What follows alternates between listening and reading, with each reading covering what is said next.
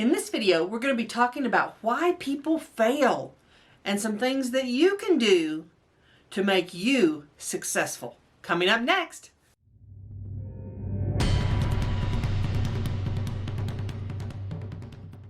Hi everybody, my name is Dee Burks and this is Retirement Rescue, where we talk about how to make money, save money, and live well in retirement. Well, as most of you know, I talk a lot about setting goals and reaching goals. But the bottom line is, a lot of people absolutely fail at almost every goal they set. And so today we're going to talk about that. Now, it's easy to see someone on YouTube, on television, on whatever that's really successful and think, oh, I want to do that. And so you set these humongous goals. Now, the problem is you don't see all the work they put into reaching that goal. One of the biggest issues I run across with people wanting to set and meet their goals is they don't understand they're focusing just on the end result. It's one of the biggest problems in our society in general, is everybody out there is selling you the end result. Hey, if you have this car, people will love you. Hey, if you have a big house, people will think you're successful. They're selling you an end result that has nothing to do with you meeting your goals. It is a lot like a coach saying, hey, if you join the team, we'll win state. And then he never talks about the years of training and work that's going to go into that. Well, one of the things that successful people will tell you is that it is not the end result that matters. It's the process to get there. And when I mean process, I mean it's the grind of the game. If you do not enjoy the grind of the game, the training, the learning, the little failures on your way to success, you're not ever going to get to success. Let me give you an example of this. It's like people saying, oh, you should write a book. You could be the next, J.K. Rowling. She's a billionaire. They don't talk about how she spent 10 years in absolute poverty just trying to feed her child, was in and out of relationships, was living a horrible life, just hoping on this dream. 10 years of that. And then was rejected by every publisher on the face of the earth. Because that's what publishers do. They reject new ideas. Until she finally found one willing to take that risk. But 10 years. Now, if someone said to you, okay, if you work for 10 years, you'll be a billionaire. Hey, odds are you'd stick it out for that 10 years. But there's no guarantees. And so when you spend 2 months, 6 months, 8 months working towards something and it's just not going that well, how do you find the motivation to continue to work at it? There's no guarantee it will ever be successful. And that's what trips people up, because they're in love with the end result. They haven't learned to love the process. It's like when that coach tells you, you have to play because you love the game, not because you care what the score is going to be at the end. And that's absolutely true. If you don't love the game, you won't keep playing. That's absolutely true in business, just like it is in athletics. If you don't love the process of running your business, of figuring out all the hard stuff, of trying to get from point A to point B, of trying to figure out how you're going to scale this baby, of constantly making those steps and doing the evaluation, if you don't love that part, you will never get to the successful entrepreneur part that gets written up in, Entrepreneur Magazine. You never get there because you don't love the game. As most of you know, hey, I'm in the book world. And there are so many people, almost everybody in fact, that you run across that thinks, hey, I've thought about writing a book. Of course you have. That is natural. Everybody thinks about writing a book, especially when you read a crappy one that comes out of New York and you think, oh my Lord, I could do better than that. Been there. The problem is people do not understand the amount of effort it takes to produce that book. I can't even tell you the number of very educated people who have said, yeah, I'm going to take a week off in the spring and, I'll write my book then. Oh my Lord, y'all. Oh my Lord. And here again, J.K. Rowling spent 10 years writing her book, her first Harry Potter novel. Really? You're going to take a week off in the spring? No, you've got to love the game. That is a person who is just wanting an end result. Hey, I just want to produce a book. Don't care how it happens. That's wanting an end result. That's not loving the game. People almost everywhere focus on those end results of that 1% of people who get there. They don't think about all the people who have failed, all the people who've wanted to write a book, who have wanted to be on a team that went to state, who have wanted to have a successful business. They have failed repeatedly. Thousands upon tens of thousands of people have failed, and there's reasons for those failures. The biggest reason is they didn't give themselves time to succeed. We live in such an instant result world, and so many things that are really important in life are not instant. They take time. And you'll see these, videos and even programs that talk about, oh, these are the 10 habits of really successful people. And here's 5 ways that successful people spend their day. Here's a day in the life of a millionaire. That's great. But they're already a millionaire. Their days are going to look completely different than someone who's making $20,000 a year trying to grind their way up the ladder. Now, one of the things that comes up frequently is, okay, great. Well, then how do you find the motivation to work through those little failures and not completely quit? Now, let me tell you a story. A little more than 10 years ago, when I was $250,000 in debt, and we were just on the leading edge of a horrible recession, kind of like now. We were just on the leading edge of that recession, and things went south quickly. So within a very short period of time, I had almost no income and was still $250,000 in debt. Well, I decided I'm going to pay off that debt. No matter what it takes, I'm going to pay off that debt. That doesn't sound like a big deal.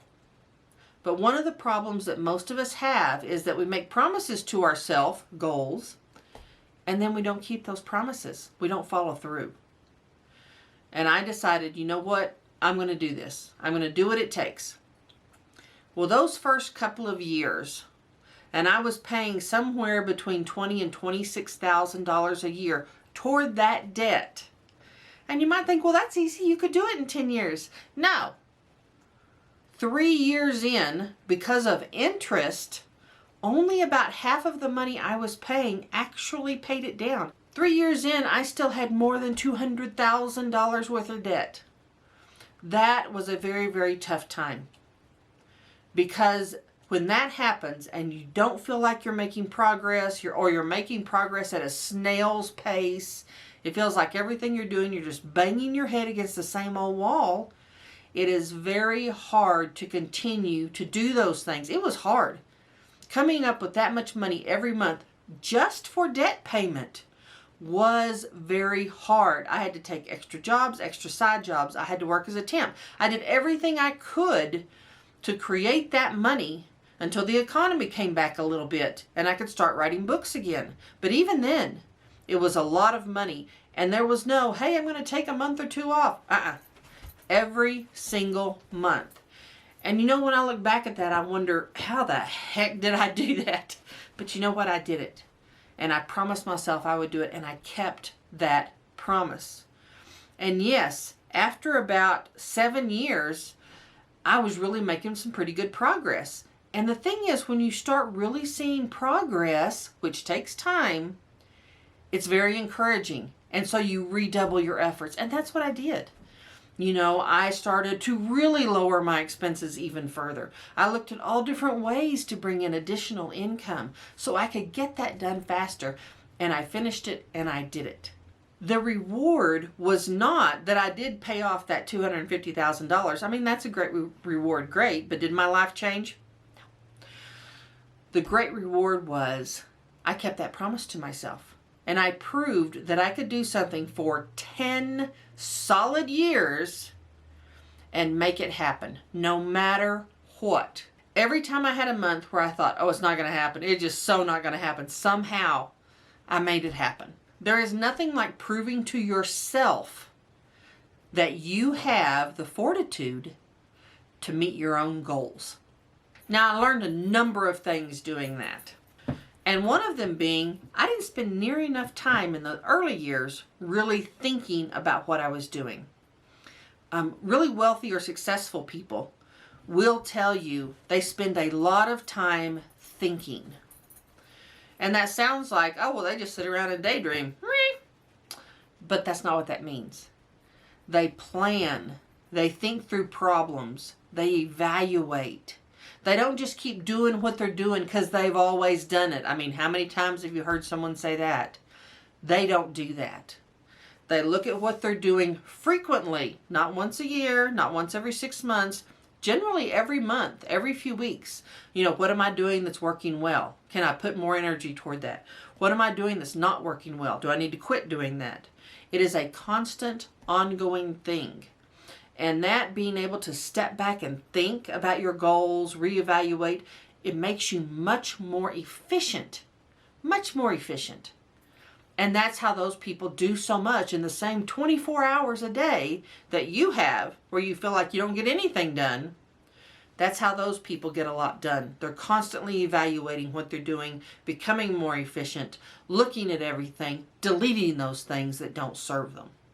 One of the areas that unfortunately a lot of people don't spend a lot of time talking about, but which is really important, is the difference between a successful person and an unsuccessful person is usually very small, much smaller than you'd think.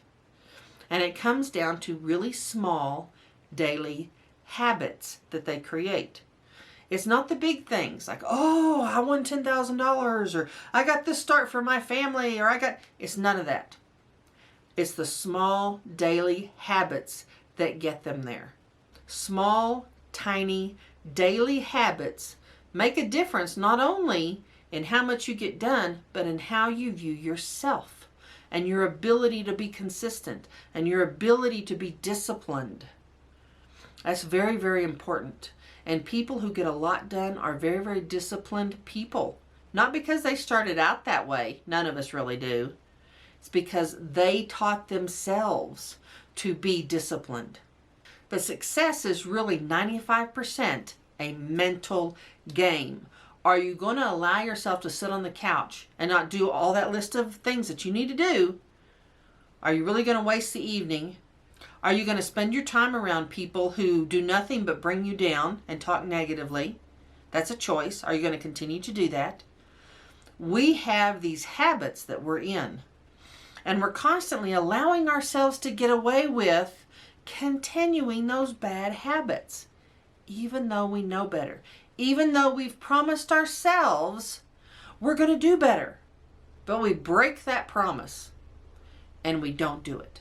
Now, one thing I see people do is they set this humongous goal, this monster goal, and I've talked about those before, and they try to embrace that goal, and it's very elusive. Instead, I suggest they embrace the next step. You don't climb a mountain all at once with one big stride. You don't leap tall mountains in a single bound. You do it one step at a time.